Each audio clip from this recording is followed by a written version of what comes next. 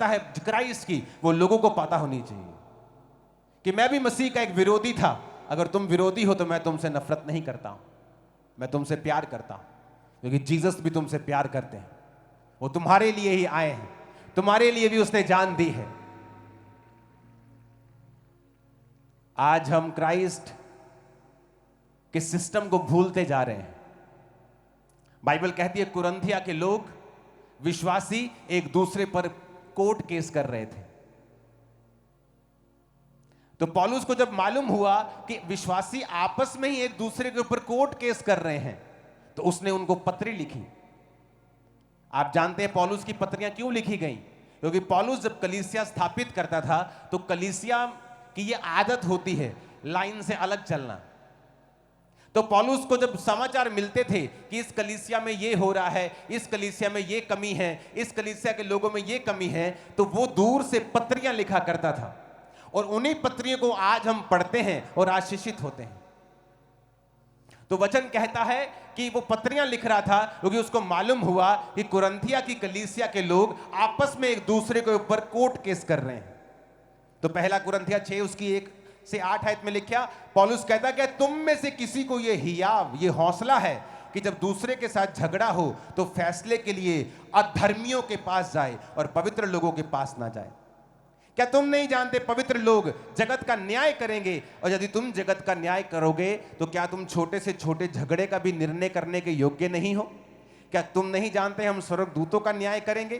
क्या तो संसारिक बातों का निर्णय ना करें? यदि तुम्हें संसारिक बातों का निर्णय करना हो तो क्या उन्हीं के पास बैठोगे जो कलीसिया में कुछ नहीं समझे जाते हैं?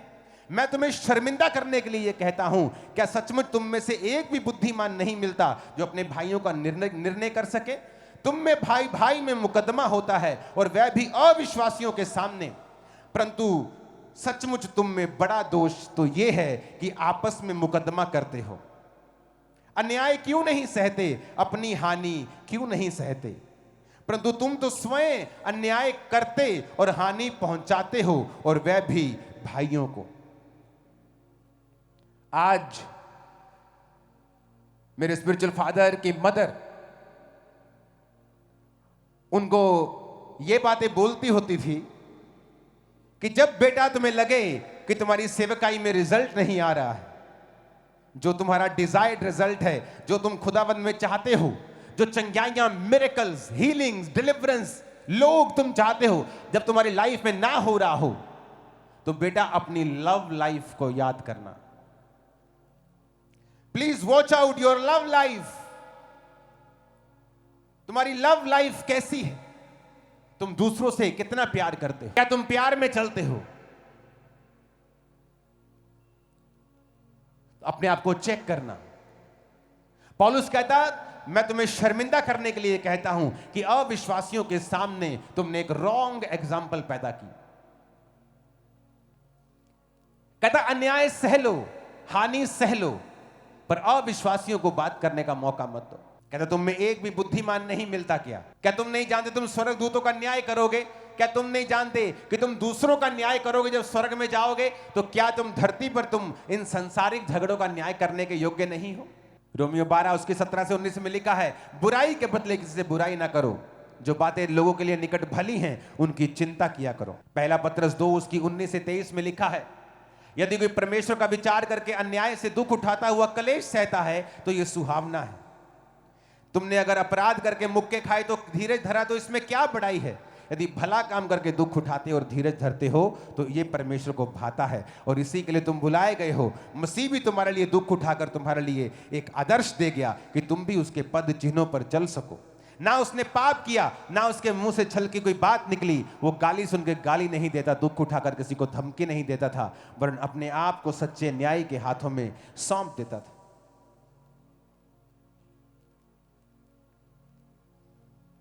परमेश्वर के दास पौलुस ने कहा, आज हम प्रेरितों के जैसे काम करना चाहते हैं, लेकिन उनके जैसा स्वभाव रखना नहीं चाहते। उनके जैसा नेचर माफ करने का, अन्याय सहने का, दुख सहने का, यह हमारे अंदर नहीं है। तो जीसस ने कहा अगर लव नहीं है तो कुछ भी नहीं। तुम्हारी भविष्यवाणियां भी अधूरी है, तुम्हारी हीलिंग भी अधूरी है, तुम्हारा ज्ञान भी अधूरा है। तुम जितनी मर्जी ज्ञान पे ली जाओ लोगों को, कोई फायदा नहीं अगर तुम्हारी लव लाइफ में प्रॉब्लम है। एक पास्टर मेरी बहुत खिलाफत करता था और उसे मालूम नहीं था कि मुझे यह बात मालूम है, तब इंटरनेट इतना नहीं होता था। जब उसे पता चला एक दिन कि मैं पास्टर्स की हेल्प करता हूं, तो एक दिन उसका मैसेज आया टीम के द्वारा कि मैं आपसे मिलना चाहता हूं। मैं उससे मिला और उसने अंदर आके मुझे बताया कि मैं कर्जे में हूं और मेरे ऊपर इतना कर्जा है, अगर मैं अब नहीं चुकाऊंगा तो मेरी फलानी फलानी चीज को जो कि सेवकाई के लिए इंपॉर्टेंट है वो उठाकर लेके जाएंगे, क्योंकि वो कागजों में अटैच है चीजें। उसे लगता था कि मुझे पता नहीं है कि तू मेरी खिलाफत करता है, और परमेश्वर ने मुझसे कहा कि अगर तू प्यार करता है इसके कर्जे को उतार। मैंने कहा परमेश्वर ये मेरी खिलाफत करता है। परमेश्वर ने कहा तुझे प्यार करना है। मैंने कहा भाई आप फलानी फलानी तारीख को आ जाए, मैं आपका कर्जा उतार दूंगा। सुनो मेरी बात, आप जानते उस व्यक्ति कि वो व्यक्ति तब भी थैंकफुल नहीं था।